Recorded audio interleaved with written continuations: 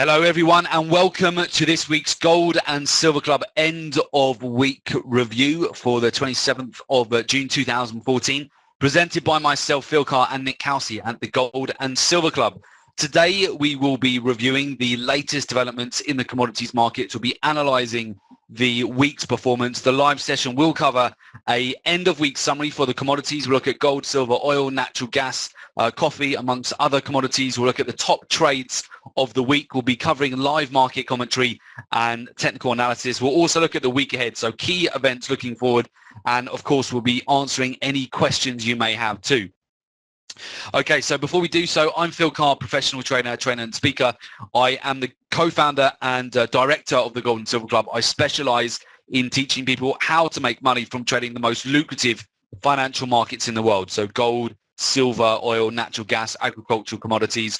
I have trained thousands of individuals to become independent traders and successfully manage their own investment portfolio, and I'm responsible for the research and development of the Gold and Silver Club trademark strategies that have a proven track record of generating returns for traders.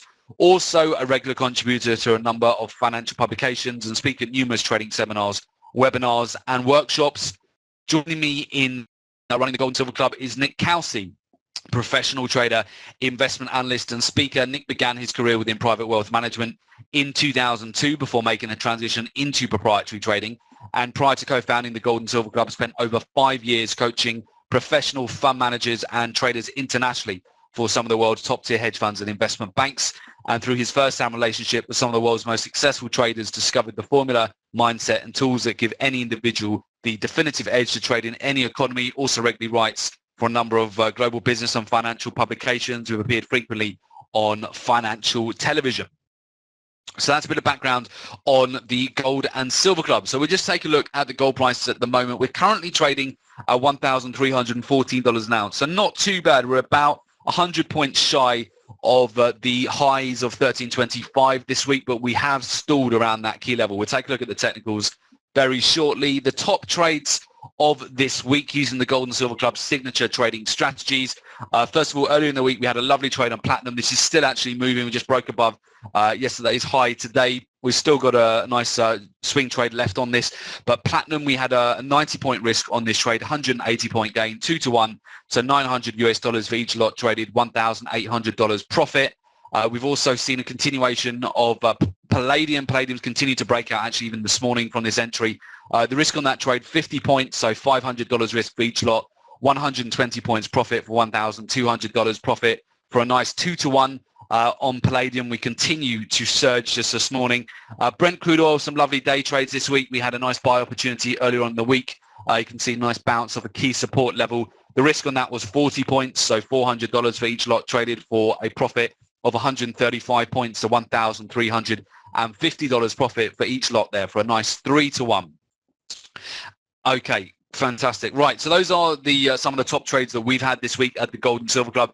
What we'll do now, we'll just go into some live technical analysis. So first of all, we will start off with the metals. We look at palladium. So palladium continuing to have a lovely surge this morning. What I love about palladium here is that you can see a very clear upward trending channel. We've had this really since beginning of, well, about mid-March 2014, very clear resistance channel, very clear support channel. We came down, tested that earlier this week. You can see here, in fact, on Monday, we created a nice bounce just off the low end of that trend line, got confirmation, and look at this, just continuing to come up here. We just this morning got above last week's highs here, 837, and we're rocketing. We're at 814 now. Real next resistance here about the 845, and possibly even a retest coming back up to the 2014 highs now. So loving this trade on palladium at the moment. Platinum, a similar move at the moment as well. So with platinum, we've continued to stay within this upward trending channel as well. In fact, we could draw just another key level of support here as well, where we've got nice upward trend. So platinum came down earlier on last week. We actually had another buy opportunity midweek this week, and it's just coming up towards its resistance zone at the moment. So we've got last week's highs here to contend with around the 1,484 US dollars an ounce, and then above that 1,493. We're coming into a little bit of resistance. In fact, we just broke out this morning. So it is looking good for platinum as well. We could get a pop up to about the 1485 level here for about another 100-point move. So platinum and palladium, just star performers so far this year. Copper, not one to be missed as well. In fact, if you look at copper here and you just take a look on the daily chart, we've got a lovely, just a V-shaped reversal pattern, which has formed so symmetrical as well here on copper. You can just have a look at this. So we've had this lovely symmetrical V-shaped reversal. We've broken out above that. We've just come up. We're testing a key level of resistance actually at the moment, just around the 3.16 level. Now, we did have a nice upward trending channel, which we've been following since about mid-March here, and we look like we're going to come up and test the previous support, which could be new resistance. But if not, if we don't get a sell-off there, we've got the next key level of resistance here. In fact, bear with me very quickly. I'm just going to, I think we've got a bit of a surge in price. We're currently up to around 3.184. Let me very quickly update this contract for you. It's just changed this week, so bear with me as I change the contract. Here we go. There we go. There's the move. So we're right at this key resistance level here, which is 3.1775. So we have actually come up. We've hit the previous support channel, new resistance. So we could be seeing a bit of profit taking here. We may get a move just to sell off here from this level and come back down again, but it's just been a fantastic breakout. So well done if you've also caught the copper breakout over this week. It's been a lovely move. If we look at the oils here, so oil following a very strong channel as well. You can see here at the moment, just on light sweet crude oil, we came up this week and we tested the upper end of this trend channel. Been in this trend channel since the end of February. You can see previous resistance at the 105.32 level is now becoming support here. It's just tending to ricochet between support and resistance. The volatility has reduced a bit from 2 weeks ago, where we saw a lot of volatility on Iraq.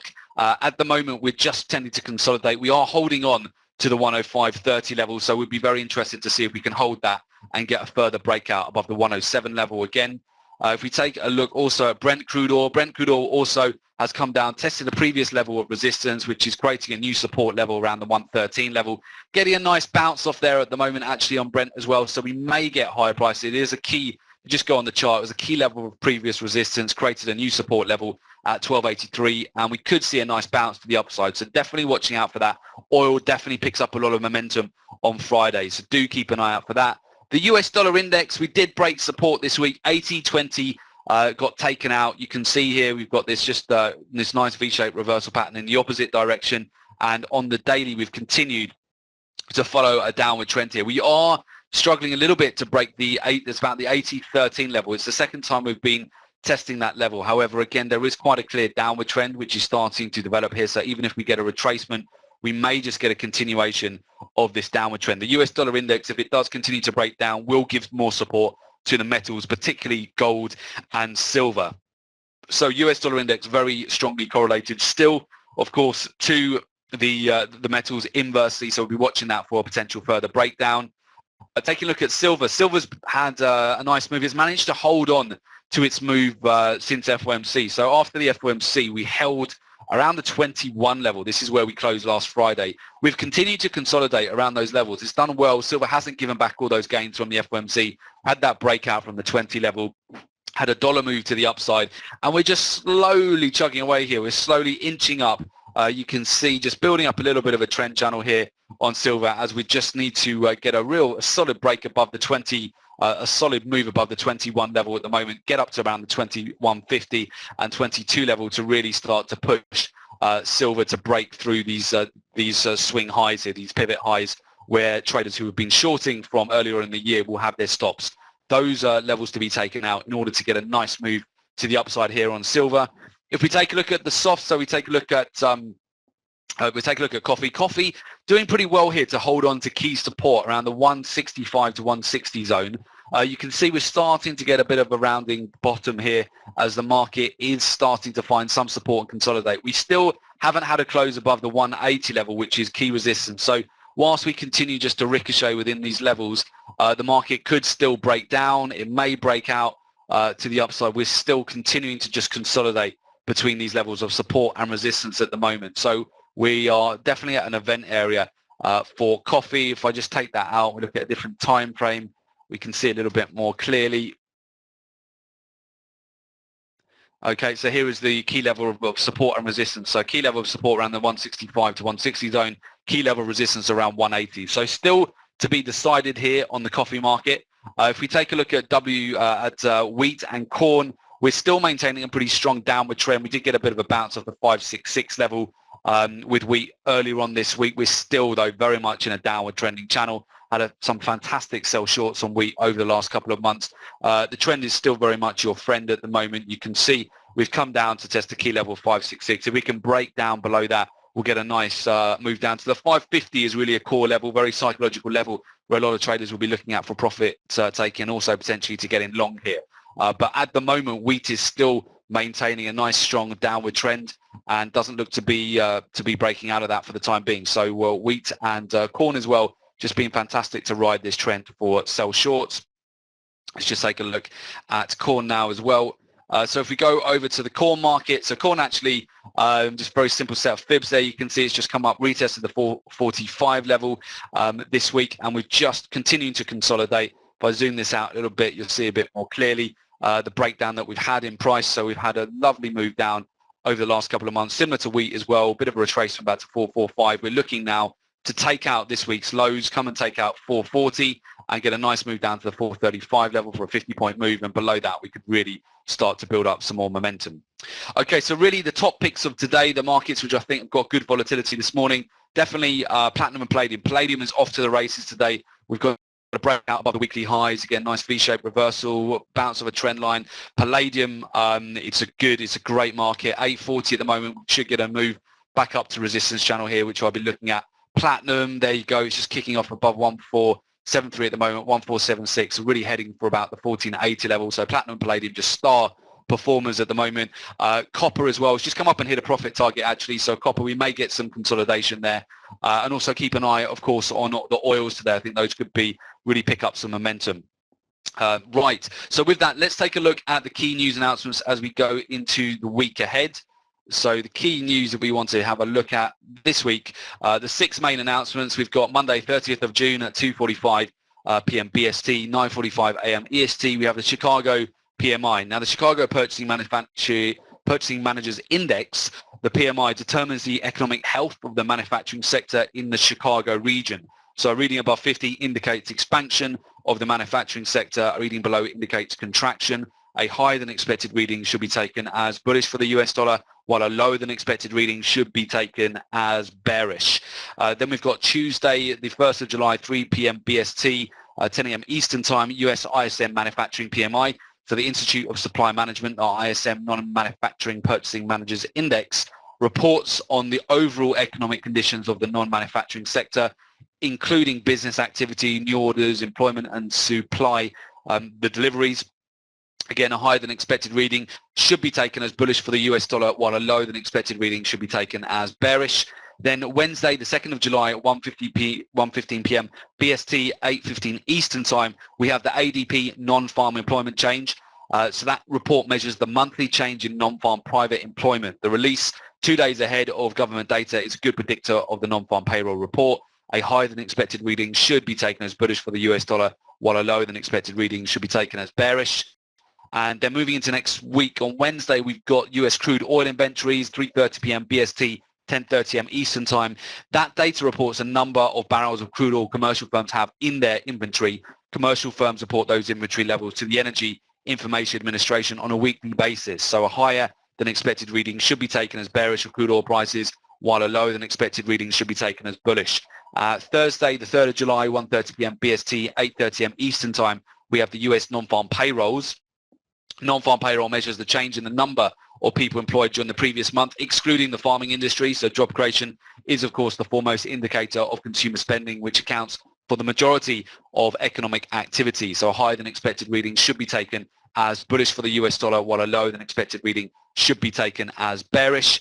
And then Thursday, the 3rd of July, we have 3:30 p.m. BST, 10:30 a.m. Eastern Time. We have the US natural gas storage report. The Energy Information Administration, the EIA, natural gas storage report measures the change in the number of cubic feet of natural gas held in underground storage during the past week. A higher than expected reading should be taken as bearish for natural gas, while a lower than expected reading should be taken as bullish.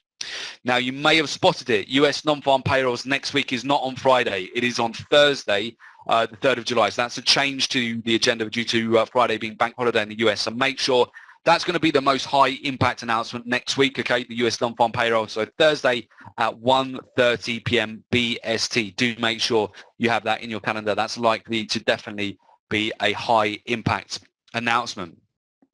Right, so again, for those of you who would like to take your trading to the next level, you can find out more about the Gold and Silver Club live trading room. Very simply, request more information on the Gold and Silver Club live trading room program and daily trade calls. You can just go to www.jointhegoldandsilverclub.com. You'll get set up with all our technical charts with our Gold and Silver Club, all our indicators, and have all the technical levels we are looking at. You can call either our London office, our New York office, our Johannesburg office, our Budapest office, or our Hong Kong office, just whichever office is closest to you, with the numbers on the screen.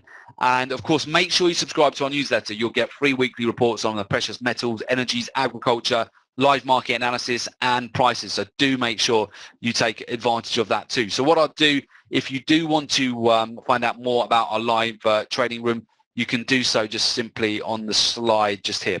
That has all the contact details for you. Okay, fantastic. So with that, guys, I wish you good luck for the rest of the day's trading. Have a great weekend, and we'll see you back here same time next week. And if you have got any questions or need any assistance, do get in touch with us on the details on the screen. Okay, great stuff. Take care, everyone. Bye-bye.